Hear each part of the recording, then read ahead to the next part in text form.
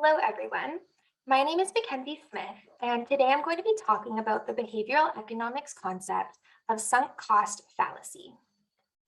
So I'll start just by giving a brief overview of the concept, and then we'll get into some reasonings behind why. I'll give my experiment outcome and some examples of sunk cost fallacy in society and in business. I'll also give some examples of how marketers apply it and the misuse of the concept.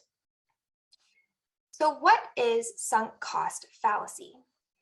In an article published by Time magazine, Christopher Olivier, an assistant professor of marketing at Carnegie Mellon's Tepper School of Business and an expert on the topic, defines sunk cost fallacy as the sunk cost effect is the general tendency for people to continue an endeavor or continue consuming or pursuing an option if they've invested time or money or some resource in it. That effect becomes a fallacy if it's pushing you to do things that are making you unhappy or worse off. In simplified terms, this means that someone will continue down a path even if they know it's going to result in a negative outcome, not bring them joy, or not be beneficial, just because they've already invested a certain amount of resources, whether that be money, time, or energy. For a better understanding, here's an associated concept, the commitment bias. This is the tendency to remain committed to our past behaviors, particularly those exhibited publicly, even if they do not have desirable outcomes. But why do we do this? Humans can get caught up in this psychological trap for multiple reasons. A possible reasoning for this is an attempt to correct cognitive dissonance. This is the mental disconnect between paying for something and not getting the expected return on investment. In order to not feel or fall into cognitive dissonance, one can fall into sunk cost fallacy instead. A second possible reason is loss aversion. This describes the fact that the impact of losses feels much worse to us than the impact of gains. Here, the feeling of loss greatly outweighs the positive feeling of gaining, so people will continue down a path they know will not succeed or be beneficial, just not to feel the loss, thus falling into sunk cost fallacy. Now, let's put this concept to the test. A lighthearted way to test this theory was to convince my dad to rent a movie for $5.99 that I knew he wouldn't be interested in.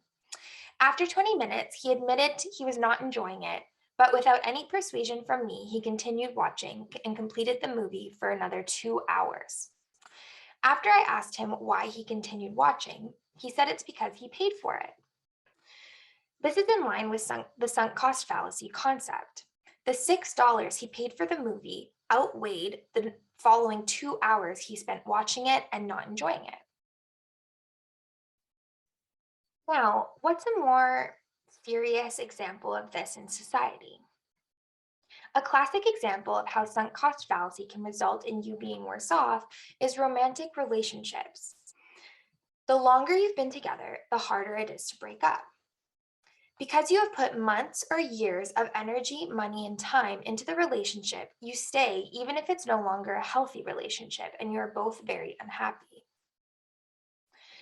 Now, an example of sunk cost fallacy in business could be legacy technologies. Continuing to use legacy technologies even if they are not meeting the company's needs. For example, we already have technology C in place. We don't want to waste that investment by changing to technology D, even though technology D may lead to more positive outcomes for the project. Now let's look at applications of the concept. How can marketers tap into the sunk cost fallacy? One option might be to leverage sunk costs to boost upselling. Once users are invested in a subscription-based service, they are more likely to upgrade or make an additional purchase. Once buyers have paid a hefty sum for your products, they can often be persuaded to kick in a little more for a truly stellar experience.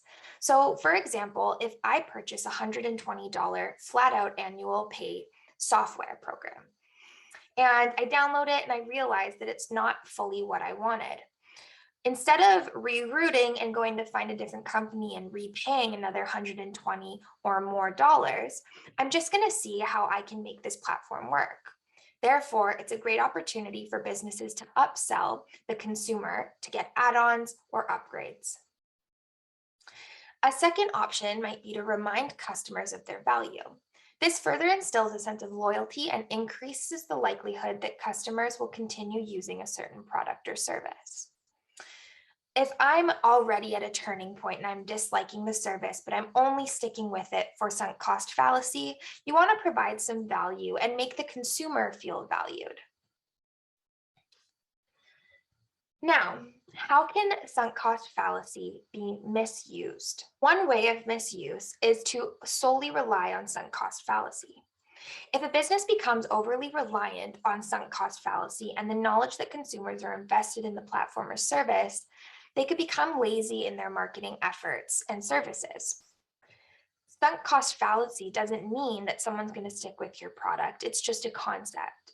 So if they are really at a turning point and you don't add any added benefit to your product or service other than the fact that someone's already invested time and money, then they're likely to change over to a different company. A second misuse could be overusing add-ons or upgrades.